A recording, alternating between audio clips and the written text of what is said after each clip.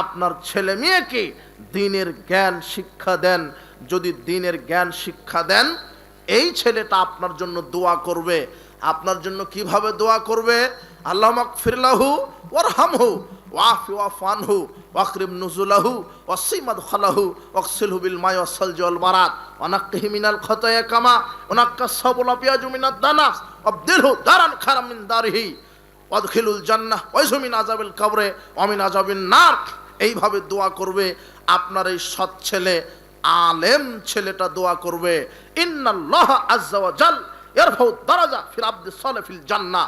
মুহাম্মদ সাল্লাল্লাহু আলাইহি ওয়াসাল্লাম বলছেন, জান্নাতে কিছু অভিভাবকের মর্যাদা বাড়িয়ে দিবেন, জান্নাতে কিছু পিতামাতার মর্যাদা বাড়িয়ে দিবেন। তখন পিতামাতা আল্লাহকে বলবে, আয়া রব আন্না লিহাজিহি, এত মর্যাদা আমাদের, এত মর্যাদা কি করে আমাদের হলো?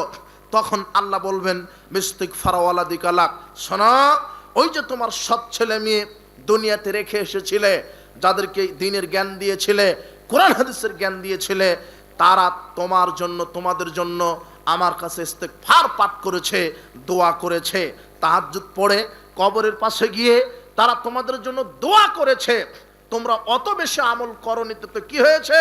শুধু ফরজ সিয়াম সালাত এগুলো আদায় করেছো, বেশি বেশি নফল কোরআন তেলাওয়াত দান সাদকা অত করতে পারোনি, কি হয়েছে?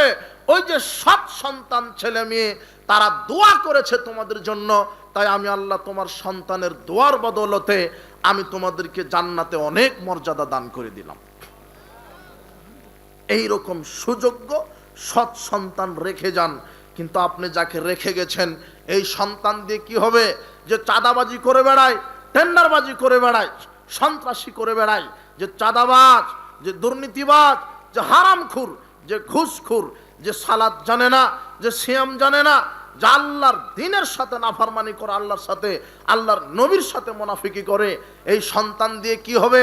উপস্থিত বৈঠকের মুসলিম দ্বীনী ভাই বোন, আপনি সচেতন হন।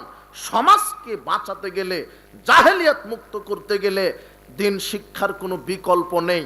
মাদক, জেনাবাবিচার, যৌনাচার, গান বাজনা, আজকে জাহেলিয়াতে গোটা সমাজটা একেবারে পরিপূর্ণ হয়ে গেছে, মাদকতায় ছেয়ে গেছে, মাদকতায় ছেয়ে গেছে। বিড়িখুর, সিগারেটখুর, জর্দাখুর, ইয়াবাখুর, গোলখুর, ফেন্সিডিলখুর, হিরোইনখুর, প্রায় মানুষই হারামখুরের সাথে সম্পৃক্ত। আপনি সমাজে দেখেন, 10টা ব্যাটারি দিয়ে টর্চ লাইট তৈরি করে এইভাবে সমাজে মেরে দেখেন, হালালখুর পাওয়াই কঠিন। যাকে ধরবেন মনে হচ্ছে সেই হারামখোর,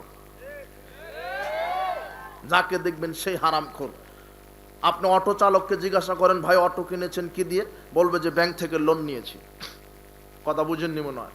পানের দোকানদারকে জিজ্ঞাসা করেন, দোকান কি দিয়ে শুরু করেছেন? ও বলবে ব্যাংক থেকে লোন নিয়েছি। বলছে বাড়ি করলেন কিভাবে? 10 তলা ফ্ল্যাট করলেন কিভাবে? তো ব্যাংকের লোনের টাকা দিয়ে। গাড়ি করলেন কিভাবে? লোনের টাকা দিয়ে। ব্যবসা বলছে যে এই যে হুজুর, আমার এই যে মোটর সাইকেলের শোরুম, 5 কোটি টাকা ইনভেস্ট করা আছে, টাকা কোথায় পেয়েছেন? তো সুদী ব্যাংক থেকে লোন নিয়েছি। ব্যবসা প্রতিষ্ঠান হারাম। কথা বোঝা যায়নি মনে হয়? প্রায় হারামের সাথে জড়িত, প্রায় এই সুদ, ঘুষ, এগুলি সুদ হচ্ছে হারাম, সুদ হারাম। আর আপনার এই দিনাজপুর কাহারোলে জমিকটের ব্যবস্থা আছে কিনা আমার জানা নাই। জমিকট মানে বুঝেন কি? বন্ধক। আমি 2 বিঘা নিলাম আপনার কাছ থেকে 4 লক্ষ টাকা দিয়ে, যতদিন আপনি আমাকে টাকা ফেরত না দিবেন জমি খেতেই থাকবো। এটা হলো অরিজিনাল সুদের ব্যবসা, হারাম। কথা বুঝেননি মনে হয় কথা। সকালে জমি ফেরত নেবেন, যা হয়েছে হয়েছে, আল্লাহর কাছে ক্ষমা চান। আমি ওইভাবে কট নিয়ে ওই জমিতে ফসল ফলিয়ে ফসল বিক্রি করে খেয়ে তাহাজ্জুদ পড়লে তাহাজ্জুদের নেকি কবুল হবে না। কথা বুঝেননি মনে হয়? সুদ হারাম, সুদী ব্যাংকে চাকরি করা হারাম। আরে চাকরি করা হারাম তো হারাম, সুদী ব্যাংকে যারা চাকরি করে, মাঠ কর্মী, ম্যানেজার, এদেরকে ঘর ভাড়া দেওয়াও হারাম। প্রায় হারামখোর। আশ্চর্য কথা, প্রায় হারামের সাথে চলছে। সুদ হারাম। আর ঘুষখোর তো অফিস আদালতে পরিপূর্ণ হয়ে আছে। কে বলেছে আপনাকে মাহফিল থেকে আপনার জুতা চুরি হয়েছে, ও বড় চোর, ও চোর নয়? আপনার এই মাদ্রাসা থেকে টিউবওয়েল চুরি হয়েছে, ও চোর নয়? মসজিদ থেকে মাইক চুরি হয়েছে, ও চোর নয়, ও ছোট চোর। পেটের দায়ে চুরি করতে এসেছে। বউ না খেয়ে আছে, ছেলেটা ভর্তি পরীক্ষা দিতে পারছে না, ওই পেটের দায়ে ঋণগ্রস্ত, ও চিন্তা করছে যে মাইকটা চুরি করে 2000 টাকা বিক্রি করে একটু ওই ঋণ পরিশোধ করব অথবা পরিবার নিয়ে দুমুঠো ভাত খাবো। ও পেটের দায়ে চুর হয়েছে, ওর চুরি একটা নেশা পেশা। কিন্তু এই যে জুতা চুর, মাইক চুর আর এই টিউবওয়েল চুর, এ বড় চুর নয়, এ ছোট চুর। বলেন তো কি চুর? এ ছোট চুর। আর বড় চোরগুলি বসে আছে ওই যে ঘুষখোর, ওরা ইনকাম ট্যাক্স অফিসে থাকে, ওরা পাসপোর্ট অফিসে থাকে, ওরা ভিসা অফিসে থাকে, ওরা ভূমি অফিসে থাকে, ওরা সেক্রেটারিয়েটে থাকে, সরকারি চাকরি করে এসি রুমের ভিতরে বসে জনগণের সার্ভিস দেওয়ার নামে এরা জনগণের জোঁকের মতো রক্ত চুষে চুষে জনগণের সেবার নামে এরা দুর্নীতির সাথে জড়িত আছে। এরাই হলো ইন্টারন্যাশনাল বড় বড় চোর। এক একটা জান, এক একটা অফিসার বসে আছে, দাড়ি টুপি একেবারে সব ঠিক আছে, আর মাদ্রাসার প্রিন্সিপাল এই হারামখোর নিয়োগ বাণিজ্য করতে গিয়ে মাদ্রাসার টাকা দুর্নীতি করে। মসজিদের ক্যাশিয়ার 20 বছর ধরে মসজিদের ক্যাশিয়ার, মাদ্রাসার ক্যাশিয়ার, ও মসজিদ মাদ্রাসার টাকা চুরি করে, হলো অরিজিনাল চুর, চিটার, হলো বাটপার। আশ্চর্য কথা, দুনিয়াটাই চিটার বাটপারে ভরে গেছে। ইল্লা মাশাআল্লাহ, দুই একজন ভালো মানুষ আছে যার কারণে পৃথিবী টিকে আছে। প্রায় হারামখোর চিটার বাটপার, মিথ্যা কথায় ভরে গেছে। হাজী সাহেব কাপড় বিক্রি করছে মিথ্যা কথায়, বলছে আল্লাহর কসম তুমি এসেছো, তোমার কাছে আমি তো ব্যবসা করব না, কিনা দামে দাও। কি কিনা দাম? 3000, তুমি 3000 দাও, অথচ কিনা আছে 1000 টাকা দিয়ে। বছরে বছর উমরা করে হাজী সাহেব, কথা বুঝেননি মনে হয়। সব চিটার বাটপারে ভরে গেছে। মুরব্বী গরু বিক্রি করতে গেছে বাজারে, বলছে যে আমার গরুটা 10 লিটার দুধ দেয়। বিশ্বাস নয়, দিই, দহন করে দিই, বালতি নিয়ে আসেন। 8 কেজি হয়েছে, তো ঠিকই তো 8 কেজি। যখন যে কিনে নেবে সে মনে করছে 8 কেজি যখন হয়েছে, বাড়িতে নিয়ে গিয়ে আর কিছু ভুসি চাল ডাল খাওয়ালে 10 কেজি দিবে। কিন্তু এর জানা নাই যে আর 8 কেজির পিছনে বাছুরকে 3 দিন না খেয়ে রেখেছিল। কথা বুঝেননি মনে হয় কথা। সব জায়গাতে চিটার বাটপারে ভরে গেছে, হারাম খুরে পরিপূর্ণ। এই যুবক শোনো, তোমার বাপ মুদির দোকান দেয় না? ওই যে সিগারেট বিক্রি করে, সিগারেট, তামাক, জর্দা, গুল বিক্রি করে। তোমার বাপ 1 টন চাউল বিক্রি করেছে 50,000 টাকা দিয়ে, আর 1 প্যাকেট সিগারেট বিক্রি করেছে 150 টাকা দিয়ে। এখন 50,000 150 টাকা দিয়ে ছাগল কিনে যদি কুরবানি দেয়, কুরবানি কবুল হবে না। বলো তো কেন? ওখানে 150 টাকা সিগারেট বিক্রি করা আছে।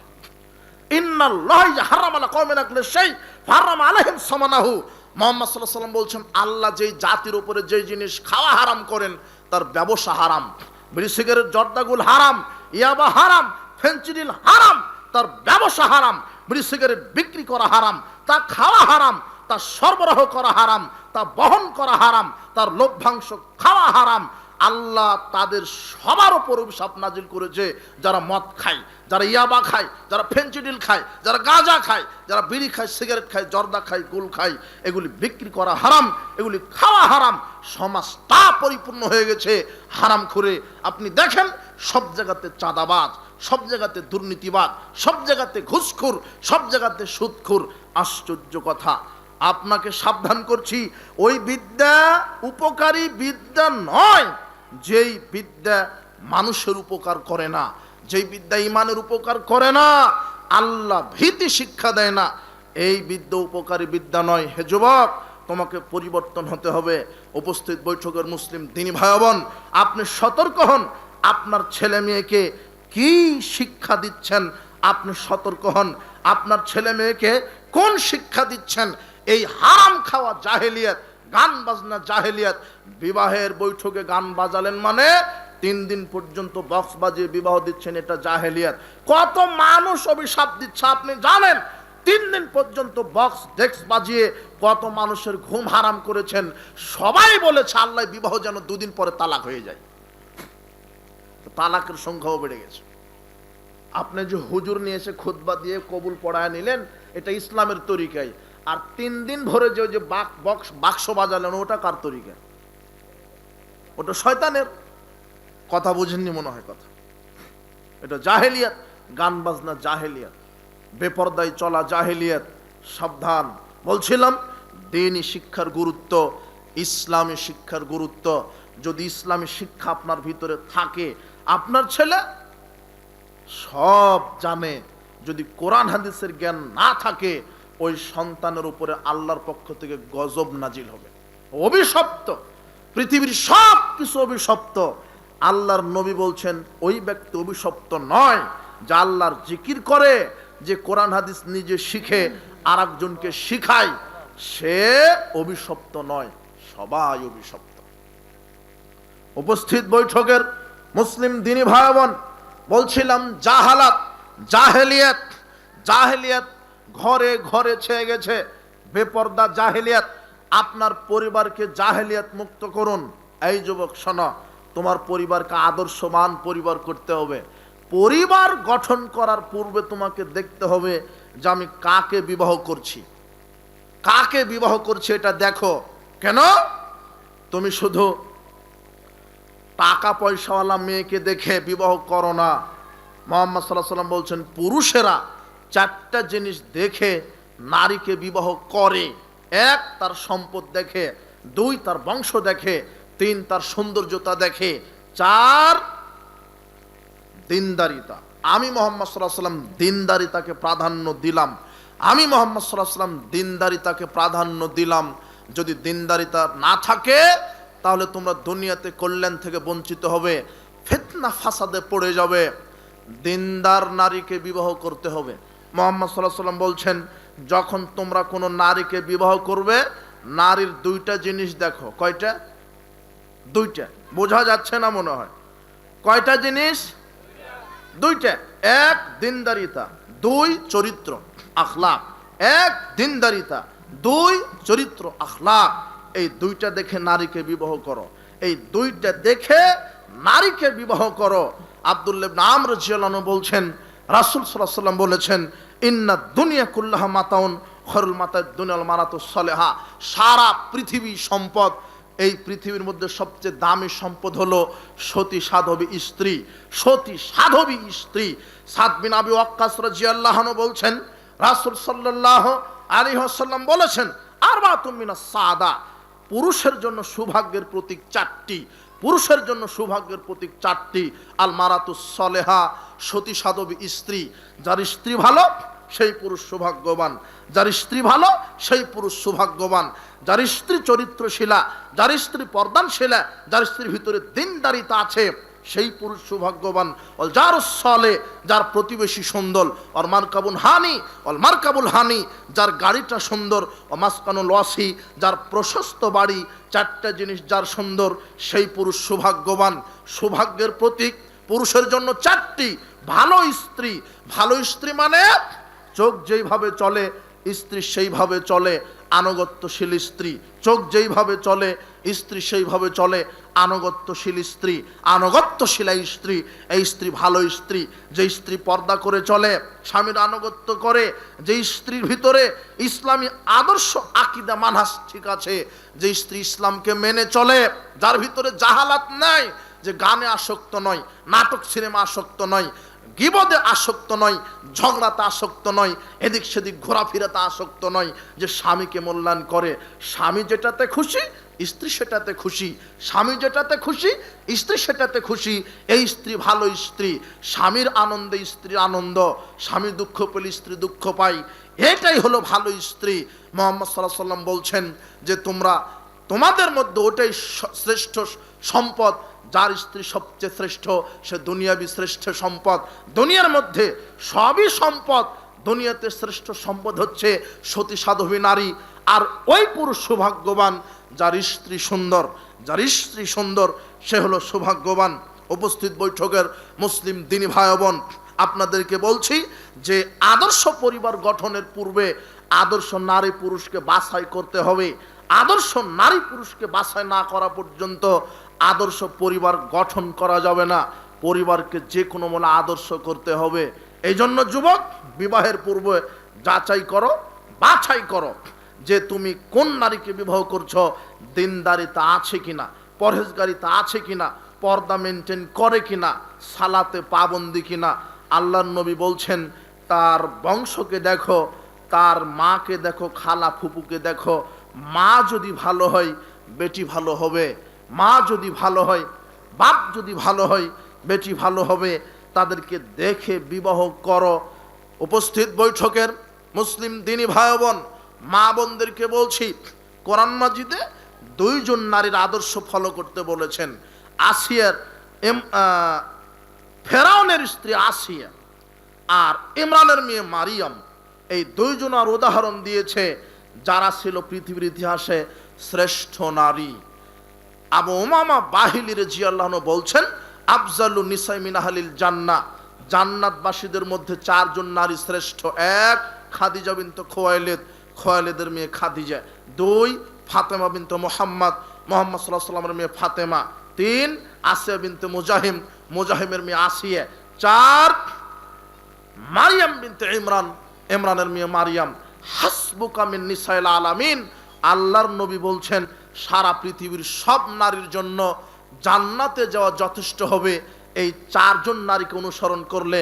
যেই চারজন বলা হলো, আল্লাহর নবী বলছেন কামালা মিনার রিজালে কাসিরুন লাম ইয়াকমুল মিনান নিসায়ে, পুরুষের মধ্যে অনেক পুরুষ ইমানদার হতে পেরেছে, কিন্তু নারীদের মধ্যে বেশি নারীরা পূর্ণ ইমানদার হতে পারেনি। ইল্লা আসিয়া ইমরাতু ফেরাউন, তবে ফেরাউনের স্ত্রী আসিয়া, মারিয়াম বিনতে ইমরান আর ইমরানের মেয়ে মারিয়াম, এরা পূর্ণ ইমানদার নারী হতে পেরেছে।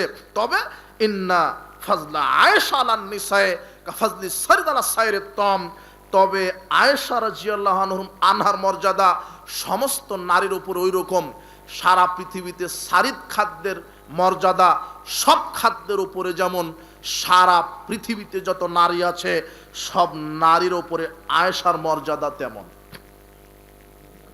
তাহলে আয়েশার মতো আপনাকে হতে হবে, খাদিজা রাদিয়াল্লাহু আনহার মতো হতে হবে। খাদিজা রাদিয়াল্লাহু আনহা স্বামীকে মূল্যায়ন করে চলতেন। মুহাম্মদ সাল্লাল্লাহু আলাইহি ওয়াসাল্লাম হচ্ছে তার স্বামী। আল্লাহ বলছেন মুহাম্মদ সাল্লাল্লাহু আলাইহি ওয়াসাল্লাম যখন গারে হেরাতে ছিলেন ধ্যানমগ্ন অবস্থায়, তখন খাদিজা রাদিয়াল্লাহু আনহা প্রায় ওই তরকারি রুটি খেজুর বহন করে দিয়ে আসতো। তো একদিন আল্লাহর কাছে এটা এত পছন্দ হয়েছে, স্বামীকে যে এত মূল্যায়ন করে, আল্লাহ জিবরিল আমিনকে পাঠিয়েছেন মুহাম্মদ সাল্লাল্লাহু আলাইহি ওয়াসাল্লামের কাছে। মুহাম্মদ সাল্লাল্লাহু আলাইহি ওয়াসাল্লাম জিবরাইল আলাইহিস সালাম মুহাম্মদ সাল্লাল্লাহু আলাইহি ওয়াসাল্লামকে এসে বলছেন, ইয়া মুহাম্মদ, মুহাম্মদ, ওই যে খাদিজা আসছে আপনার কাছে, হাতে বাটি আছে, বাটিতে ভাত তরকারি আছে, খাদ্য আছে। খাদিজা যখন আসবে আপনার কাছে তখন বলে দিবেন, আমি জিবরিল তো সালাম দিয়েছি, আল্লাহ খাদিজাকে সালাম দিয়েছে। আর তাকে বলে দিয়েন যে জান্নাতে তার জন্য সবচেয়ে দামি টকটকে ঝকঝকে জান্নাতে একটা আল্লাহ ঘর রেডি করে রেখেছেন। মা বোন, এই যে খাদিজার মতো হন, যে স্বামীকে মূল্যায়ন করেছে। নারীদের জন্য জান্নাতে যাওয়ার বড় একটা মাধ্যম স্বামী। আল্লাহর নবী বলছেন ওই নারীর জন্য জান্নাতের 8টি দরজা খোলা হবে। কোন নারী? ইজা সাল্লাত খামসাহা, যেই নারী 5 ওয়াক্ত সালাত আদায় করে, সামাত শাহরাহা, রমাদানের সিয়াম পালন করে, ওয়াসানাত ফারজাহা, লজ্জাস্থানের হেফাজত করে, নিজের সতীত্ব তার স্বামী ছাড়া কাউকে উপভোগ করতে দেয়নি, নিজের চেহারা জাতিকে দেখায়নি। আপনি 30% পুরুষ, আপনার স্ত্রীকে জাতি দেখবে কেন? কাপুরুষ আপনি, আপনার স্ত্রীকে ফেসবুকে দেখবে কেন? জাতি দেখবে কেন? ল্যাংটা করে ঘোরান কেন? আপনার লজ্জা নাই, হায়া নাই, শরম নাই, আপনি কাপুরুষ। মুহাম্মদ সাল্লাল্লাহু আলাইহি ওয়াসাল্লাম বলছেন স্ত্রীকে পর্দায় রাখো। মা বোন, আপনাকে বলছি 3 নাম্বার গুণ, যেই নারীটা তার সতীত্বের হেফাজত করেছে। 4, যেই নারী স্বামীর আনুগত্য করেছে। ফাল তাদখুল মিন আইয়ুন আবওয়াবিল জান্নাতি 7, আল্লাহর নবী বলছেন এই 4টা কাজ যদি কোনো নারীর করা থাকে, আল্লাহ সেই নারীর জন্য জান্নাতের 8টি দরজা খুলে দিবেন।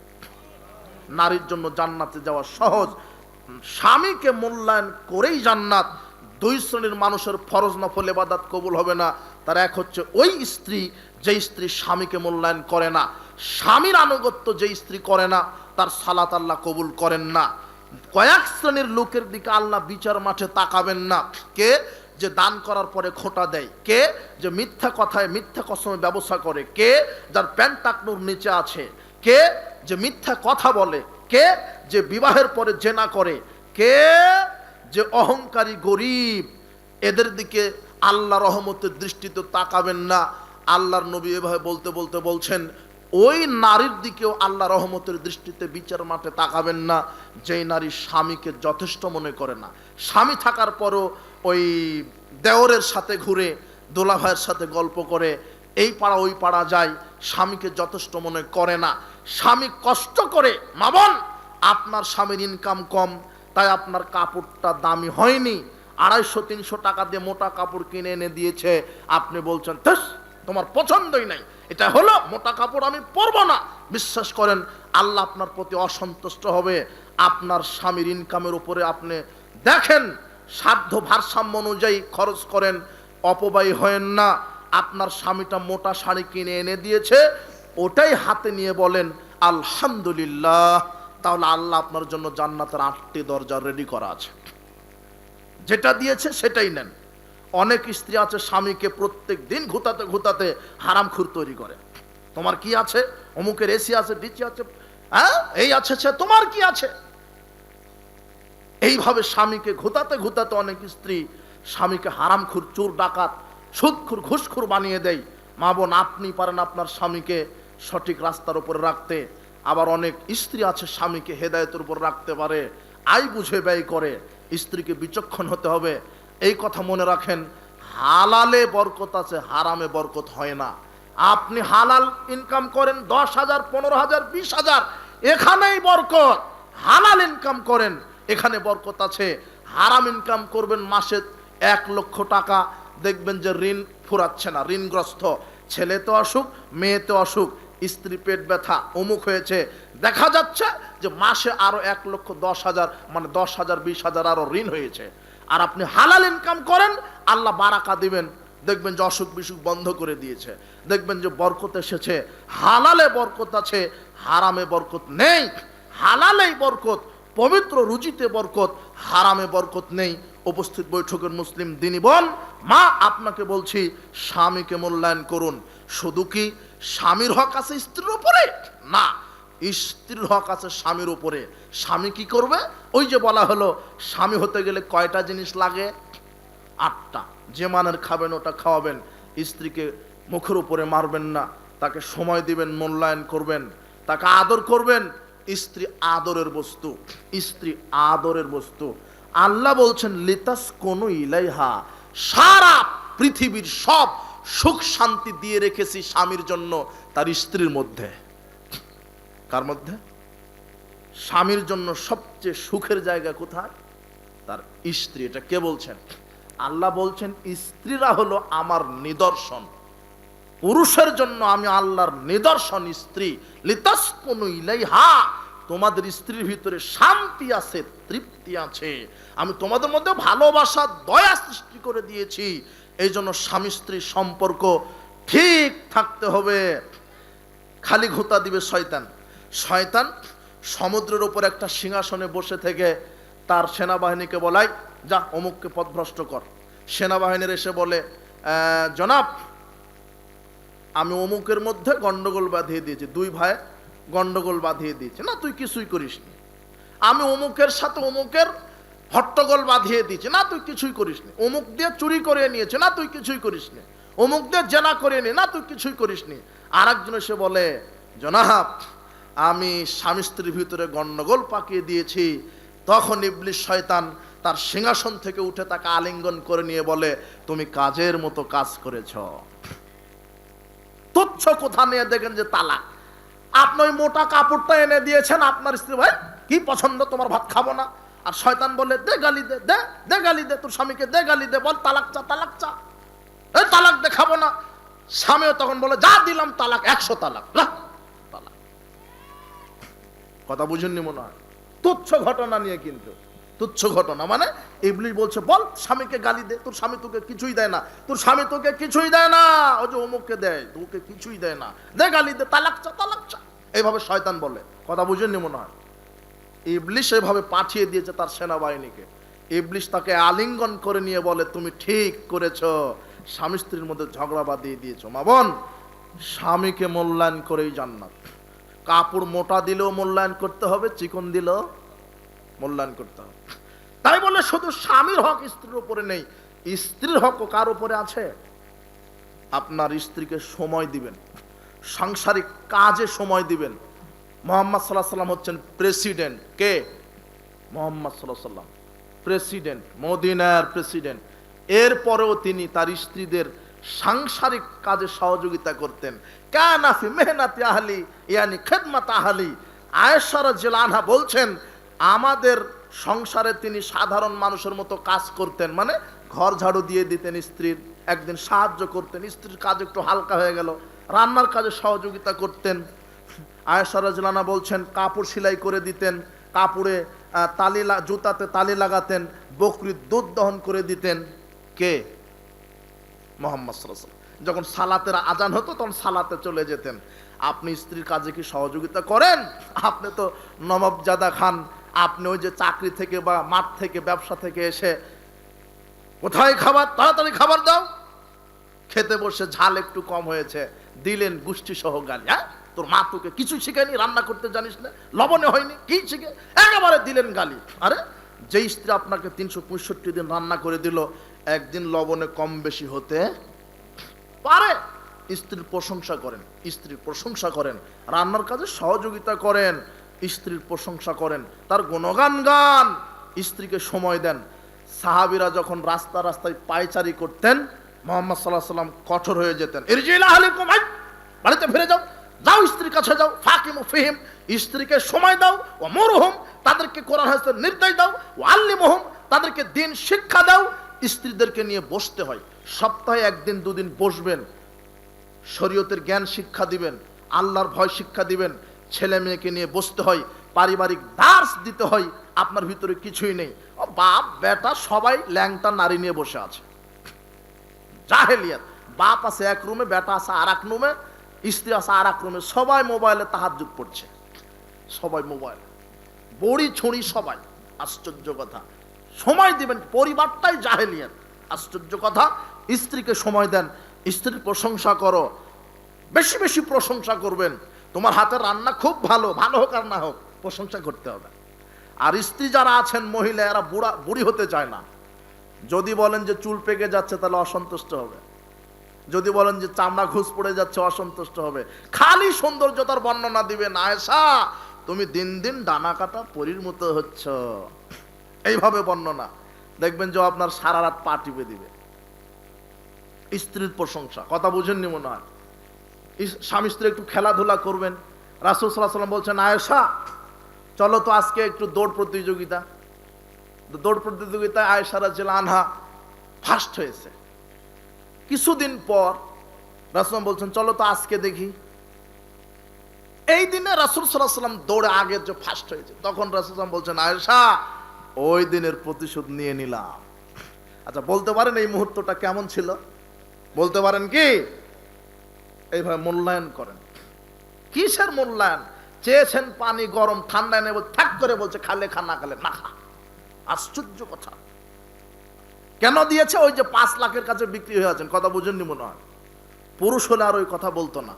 স্বামীকে মূল্যায়ন করেন, আপনি আপনার স্ত্রীকে মূল্যায়ন করেন। আদর্শ পরিবার গঠনে, আদর্শ পরিবার সেটাই যেই পরিবারে 5 ওয়াক্ত সালাত আছে। কি আছে? 5 ওয়াক্ত কি? সালাত। যেই পরিবারে পর্দা আছে, যেই পরিবার হালাল খায়, যেই পরিবারে নিয়মিত কোরআন তেলাওয়াত হয়, কথা বুঝেননি মনে হয়। এই পরিবার আদর্শ পরিবার। আপনার ছেলে মেয়েকে দিনের শিক্ষা দেন, আপনি নিজে পিতামাতা আপনারা শরীয়তের উপরে থাকুন, ইসলামের উপরে থাকুন। আল্লাহ আমাদেরকে আদর্শ পরিবার গঠনে, জাহেলিয়াত মুক্ত পরিবার গঠনে আল্লাহ আমাদেরকে তৌফিক দান করুন, আমিন। আজকের ইসলামী সম্মেলন যারা যেভাবে সহযোগিতা করেছেন, আল্লাহ তুমি তাদেরকে পূর্ণ যাজায় খায়ের দান করো। যারা এসেছেন, যত নারী পুরুষ যুবক, অনেক কিশোর শৈশব লোকেরা, কিশোর যারা, আমি দেখলাম যে প্রায় শতকরা 80 জনই দেখছি যুবকেরা। যুবক তোমরা ইসলামের ছায়াতলে থাকো, জাহেলিয়াতের ছায়াতলে পা বাড়িও না। আল্লাহ আমাদের সবাইকে ক্ষমা করুন, সঠিক কোরআন এবং সহিহ সুন্নাহর বুঝ দান করুন, কোরআন এবং সহিহ সুন্নাহ থেকে আমল করার তৌফিক দান করুন। কি আসছে? এটা কি আমাদের এলাকায় জুয়া মদ বেশি কিছু বলেন? জুয়া মদ হয়েছে তো। আমাদের এলাকায় রাস্তা নিয়ে বেশি ঝামেলা কিছু বলেন। রাসূল বলছেন রাস্তা নিয়ে ঝামেলা হলে ওটা ডবল করে দিতে হবে, প্রশাসনের আশ্রয় নিয়ে ডবল করে নেবেন রাস্তাটা। রাস্তা নিয়ে যেখানে ঝামেলা, ওটা ডবল হবে রাস্তা। মানুষের উপরে জুলুম করে, হিংসা করে টিকে থাকেন না। জুলুম হিংসা করে টিকে থাকা যাবে না। মানুষের জন্য পথ প্রশস্ত করে দেন। আল্লাহ আপনার জন্য বিচারের মাঠ সহজ করে দিবেন। আমাদের এলাকায় সুদের হার বেশি হয়ে গেছে। আমার মায়ের জন্য দোয়া করিয়েন, আল্লাহ তোমার মাকে ক্ষমা করুন, রহম করুন, সুস্থতা দান করুন। মানুষ ঘুমালে রূহ কোথায় যায়? আর ঘুম অবস্থায় মৃত্যু হয় কি? মানুষ ঘুমালে রূহ আল্লাহর জিম্মাদারে থাকে, আল্লাহর জিম্মায় থাকে। মানুষ ঘুমিয়ে গেলে রূহ চলে যায়, তখন মানুষ মারা যায়, মানুষ মৃত। তুমি দৈনিক মরে যাও। তুমি এই জন্যই তো বলো আল্লাহুম্মা বিসমিকা আমুতু আহিয়া, আল্লাহ আমি তোমার নামেই মরছি, তোমার নামেই জীবিত হব। যদি ঘুমের মধ্যে তুমি মারা যাও, চলে গেলে, আর যদি রুহটা ফেরত দেয় তাহলে জীবিত হলে। কথা বুঝনি মনে হয় তুমি। ইউটিউব বা ফেসবুক থেকে টাকা উপার্জন করা হারাম, হালাল নয়। বেনামাজির জানাজা পড়া যাবে না। বেনামাজি অনেক কোয়ালিটির আছে যে একদমই পড়ে না, তারটা পড়েন না। আমি জানি, তারপরেও জানতে চাই সব জায়গায় কি মোনাজাত করা যাবে? কোনো জায়গায় যাবে আর কোন জায়গায় যাবে না। ব্যক্তিগতভাবে তুমি মোনাজাত করো, কিন্তু সম্মিলিত মোনাজাত সব জায়গাতে নয়। ফরজ সালাতের 5 ওয়াক্ত ফরজ সালাতের পর, ইদায়নের পর, তারাবির পর, তাহাজ্জুদের পর, জানাজার পর, দাফনের পর, বিবাহ বৈঠকের পর, ইসলামী জালসা তাফসির মাহফিলের পর সবাইকে নিয়ে সম্মিলিত মোনাজাত বিদআত। কেন? রাসূল সাল্লাল্লাহু আলাইহি ওয়াসাল্লাম করেননি। ঈদের দিনে কি কবর জিয়ারত করা যাবে? শুধু ঈদের দিন ধার্য করা যাবে।